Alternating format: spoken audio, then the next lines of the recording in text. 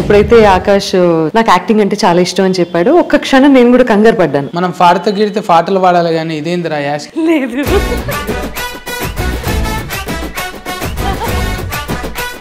ఎక్కువ డాట్కర్లు యాట్కర్లు దగ్గర ఉంటాయి. అంటే చదువుకొని భాష కనీసం ప్రొనౌన్స్ చేయడానికి కూడా తిరిగి రాదు తెలుసా.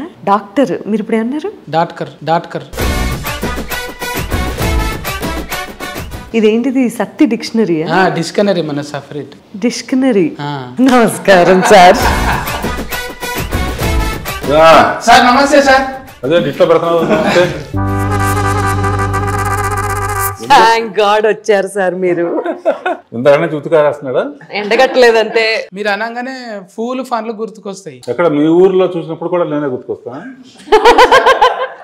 డైరెక్టర్ అంటేనే పెద్దోళ్ళు కదా సార్. మీరు 100 సినిమాల మీదనే తీసిరు. ఇంకా 100 సినిమాలు అంటే తక్కువ ముచ్చట్నా సార్? ఒకటి తీయనికనే మాకు ఒకరు వచ్చినట్టు అవుతున్నది. ఇప్పుడు ఆ పిల్లగాడు ఎంత తిఫల పడుతున్నాడు. ఒక సినిమా తీయనికే మీతో ఎట్లా ఇచ్చిండు అంటానంటే ఇప్పుడు ఫల్టీ టాలెంటెడ్ కదా సార్.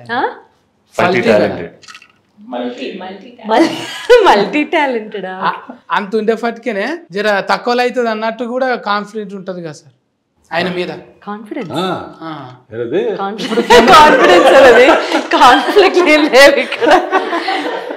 నమ్మకం ఉంటది కదా సార్.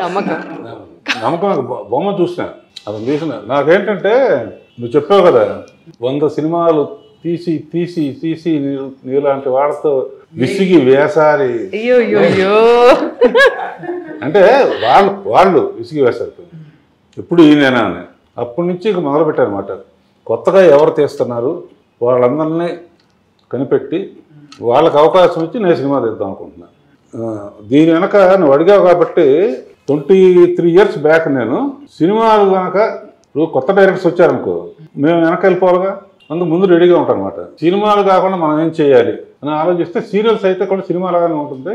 కథలో చెప్పుకోవచ్చు, మ్యూజిక్ చేపించవచ్చు, వినోద్తో పాడించవచ్చు, ఇట్లా కొత్త కొత్త వాళ్ళతో అవకాశం ఇవ్వచ్చు అని చెప్పి సీరియల్స్ మొదలుపెట్టారు. అప్పుడు నా దగ్గర రాజమౌళి యాడ్స్ తీసేవాడు అనమాట. సీరియల్స్ మొదలుపెట్టి ఫస్ట్ సీరియల్ శాంతినివాసం అని ఈటీవీలో వచ్చింది. దానికి ఫస్ట్ డైరెక్షన్ అనమాట. ఆర్కే టెలిషో దాని పేరు. దాని మీద సీరియల్స్ తప్ప సినిమా తీయాలి. ఇప్పుడు ఆర్కే టెలిషో మీద సినిమా తీయాలి, నేను ప్రొడ్యూస్ చేయాలి. డైరెక్టర్ ఎవరు అనుకున్నప్పుడు మన శేఖర్ ఏదో బాగా తీస్తున్నాడు. కెమెరామ్యాన్ ఎవరు అని కనుక్కుంటే కెమెరామ్యాన్ అతనే, డైరెక్టర్ అతనేనంట. చూసి నాకు బాగా నచ్చి పిలిచాను. కథ చెప్పాడు. సరే కొత్త వాళ్ళకి ఎంకరేజ్ చేయాలి. కొంతమంది కథ విన్న వాళ్ళు మొత్తం నేనే మాట్లాడుతాను విసుగుపడతాను. దానికి సబ్జెక్ట్ ఉన్నప్పుడు ఎంత మాట్లాడదు సార్. సజ్జి పెట్టారు.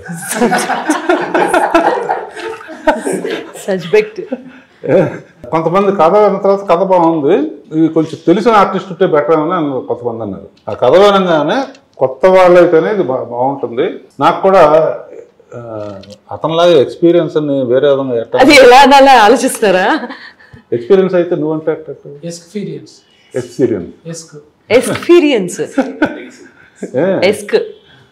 సో కొత్త వాళ్ళతోనే తీయాలని డిసైడ్ చేసుకుని ఈ అబ్బాయిని కనిపెట్టాను. ఈ అబ్బాయి ఎవరు అని తర్వాత కనిపెట్టాను.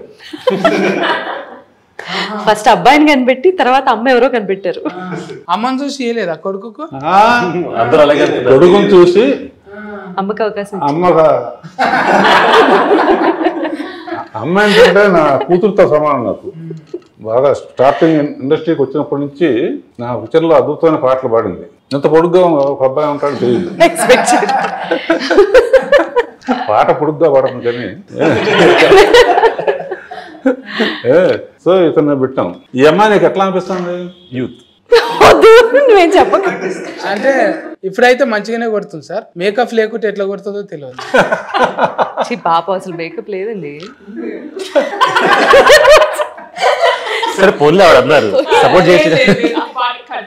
ఈ అమ్మాయి నాకు అంతకుముందు పరిచయం కాలేజీలో కదమ్మా. పోయినసారి శ్రీలీలని ఒక అమ్మాయి వచ్చింది కదా. అవును సార్, మీరు పరిచయం చేశారు కదా సార్. అన్ని దొంగచాటుకు అన్ని కనిపెడుతున్నావా? ప్రారంభం మీతోనైతే బోనియా మంచిది. మేము గంగోత్రిని కూడా చూసినాము కదా సార్. అవును, అందులో పాటలు అందులో సాహిత్యము చూసి మురిసిపోయినాం సార్. చాలా అట్లనే ఇప్పుడు ఈ బాబు కూడా వచ్చింది.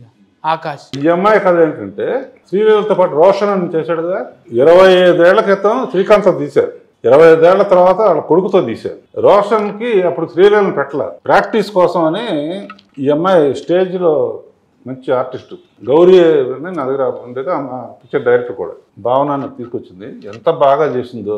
మీరు నన్ను చూస్తే నాకు ఒక పాట యాదకొస్తుంది మేడం, ఎప్పటికైనా మీతో చెప్పాలనుకున్నా. అదే అందంగా లేనా అసలేం బాలేనా అంటాని నాకు నమ్మకం వస్తుంది. ఇంత మంచిగా పాట వాడింది కదా, నన్ను చూస్తే వాడుతుందేమని ఒకసారి వాడతారా మేడం? ఆయన చూసి మిమ్మల్ని చూసేలా నిజంగా బాగున్నాడు. అందంగా లేనా అసలేం బాలేనా నా గురించి కదా సార్. అంటే నా గురించి వాడు మేడం, అది నేను వాడితే ఎట్లుంటుందో మీరు వాడాలని. అందంగా లేవా అని పాడు. అందంగా లేవు అసలే బాలేవు. అందంగానే ఉన్నాం అనుకో. ఈ పాట మీకు డెడికేట్ చేయాలి. డెడికేట్ అంటే ముందు అంటే ఉన్నప్పుడు వాడేదే కదా సార్. శ్రద్ధాంజలి కాదు, శ్రద్ధాంజలికి అందంగా లేనా పడుతుంది. డెడికేట్ అంటే ఇది అవి నెత్తి మీద పడితే శ్రద్ధాంజలి. నిజంగా ఫూలే సార్ ఇవి. థ్యాంక్స్. అందంగా లేనా అస్సలేం బాలేనా నీడు జోడు కాననా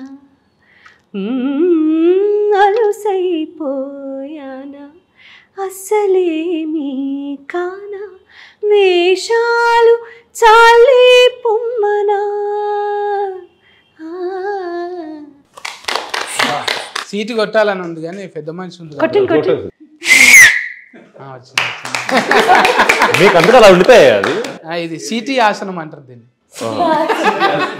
అయితే మేడము ఆ పాటలకు పోయినప్పుడే నేను ఎట్లయితే ఇట్లా పట్టుకొని ఇట్లా ఉంటానో మేడం కూడా ట్యూనింగ్ చేసిందంటే లోకల్ కార్డ్స్ ఎవరి మాట విన్నది. లోకల్ కార్డ్స్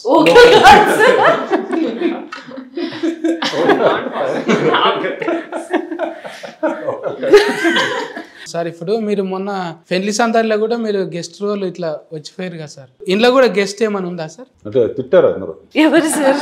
వేస్తే మెయిన్ రోల్ అయ్యారు కానీ అది లెక్క. అంటే కొడుకుకి ఇచ్చారు కానీ అమ్మకేమి ఇచ్చారు ఇంట్లో? సినిమా చూస్తా కదా, ఊరినే ఇంటర్వ్యూ చేసి వెళ్ళిపోతావా తర్వాత జర గట్లనే సార్. నేను ఏదో సోషల్ మీడియాలో చూసి లోకల్లో టాయిలెట్ ఏమున్నది ఆడేమున్నది చూస్తుంటా. టాయిలెట్ ఏంటండి? టాయిలెట్ అండి, టాలెంట్. Local toilet. జర ఎక్కువ చూడ సార్ నేను సినిమాలు ఏమనుకోకు. కానీ మాది చూడండి, ఇప్పుడు చూస్తున్నా, ఇప్పుడు బుగ్గలు.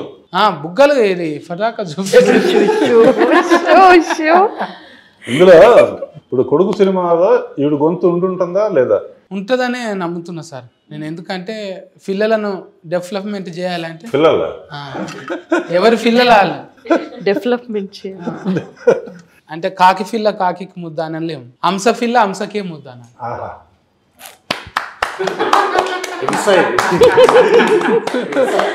హంస పిల్ల హంసకి ముద్దు మరి కాకి అనలేము కదా మేడం. అన్నారుగా. ఇప్పుడు సరస్వతి ఉన్నోళ్ళని కూడా అట్లా అనటం తప్పు అయిపోతుంది. ఇక్కడ లక్ష్మీదేవత, అక్కడ సరస్వతి. పిల్లగాడు నాట్యం ఆడుతున్నాడు ఇప్పుడు, ఆల్రెడీ జిమ్ బాడీ పెంచిండు కదా. ఎప్పుడు అనలేదా మేడం మీరు? ఏమని? ఏమిరా నువ్వు పాటలు నేర్చుకోమంటే ఏంద్రా? పాడతాడు, ఎందుకు పాడు? మరి పాడతలేడు ఇప్పటిదాకా అడిగితే. కొంచెం సిగ్గు, కొంచెం చాలా. మీరు ఇందాక టాయిలెట్ అన్నారు కదా, టాలెంట్ ని టాయిలెట్ లో మాత్రమే పాడతాడు. హీరోలకు ఫ్యాన్లు ఉంటారు, హీరోయిన్ కి ఫ్యాన్లు ఉంటారు, కానీ డైరెక్టర్ల ఫ్యాన్లు కూడా అంటే మీ కాడ నుంచే చాలా ఉంది సార్. అది మేము చూసిన విశ్వనాథ్ గారు కానీ అంటే వాళ్ళని కలిసి అదృష్టం లేకపోయింది, మిమ్మల్ని కలిసినందుకు హ్యాపీగా ఉంది సార్. ఇవాళ అంటే మీ ఆశీర్వాదం ఉంటే మీరు మొదలు పెట్టిరంటే వాళ్ళు సూపర్ హిట్ అయిపోతారు. అంటే చిన్నగా నవ్వుకోనికి అంటాం సార్ ఫూల్ ఫన్లు అని, కానీ చాలా మీనింగ్ ఫుల్ అనే ఉంటాయి. ఎప్పుడు కూడా ఎథిక్స్కు దాటలే మీరు. ఒక ఏజ్ వచ్చిన తర్వాత మనం కూడా జాతికి ఏమన్నా ఇవ్వాలనుకుంటాం కదా. సైంటిస్టులు అందరూ ఒకడు బల్బు కనిపెట్టాడు, ఒకడు కారు కనిపెట్టాడు, న్యూటన్ ఏమో యాపిల్ పడితే గ్రావిటీ అని కనిపెట్టాడు. నేనేం కనిపెట్టానంటే అది ఎక్కడ పడాలని. పిక్చర్ రిలీజ్ అయిన తర్వాత ఫస్ట్ ఇంటర్వ్యూ నీతోనే చేస్తాం. కామెడీ అంటే బాగా ఇష్టం, చాలా నిజంగా అనుకుంటున్నా ఈ అబ్బాయి బాగా చేస్తున్నాడు, ఒకరోజైనా మనం పిలవాలని. నువ్వు నిజంగా ఆ స్టేజ్ నుంచి ఇవాళ 10 మంది, 100 మంది, లక్షల మంది, కోట్ల మంది నీ షోస్ ఎంజాయ్ చేస్తున్నారంటే నీ కష్టమే. మా కథ కూడా ఏంటంటే ఈ అబ్బాయి అనుకున్న సాధించడానికి ఎన్ని అడ్డంకులు వచ్చినా సరే ఆఖరికి ఇంట్లో గొడవ ఉన్న అవతల వాళ్ళు అడ్డం పెట్టినా కూడా మంచి పనులు చేస్తూ ఉంటే ఎప్పుడు అడ్డం పెడతా ఉంటారు కదా, అవన్నీ తట్టుకుని ఎలా తన కోసం కాకుండా ఊరు కోసం ఎలా చేశాడు అనేదే ఈ కథ. అందులో మంచి ఎమోషన్స్ ఉన్నాయి. అబ్బాయి బాగా చేశాడు, మంచి భవిష్యత్తు ఉంది. ఆ అమ్మాయి చాలా మంచి టాలెంట్ ఉంది. నేను సావిత్రి గారి లాగా చేసామమ్మా అని చెప్పాను. ఆ అబ్బాయి కూడా నేను ఆర్కిటెల్ షో రాజమౌళికి ఛాన్స్ ఇచ్చాను, మళ్ళీ ఇతనికి ఛాన్స్ ఇచ్చాను. థ్యాంక్స్ సార్, ఇంత సమయం ఇచ్చిండ్రు. మీరు ఎంతో మందిని చూసిరు, ఎన్నో సినిమాలు తీసిరు. మేము కూడా మతి పెట్టుకునేటట్టు ఉంటామని blessing sir. Okay, thank you.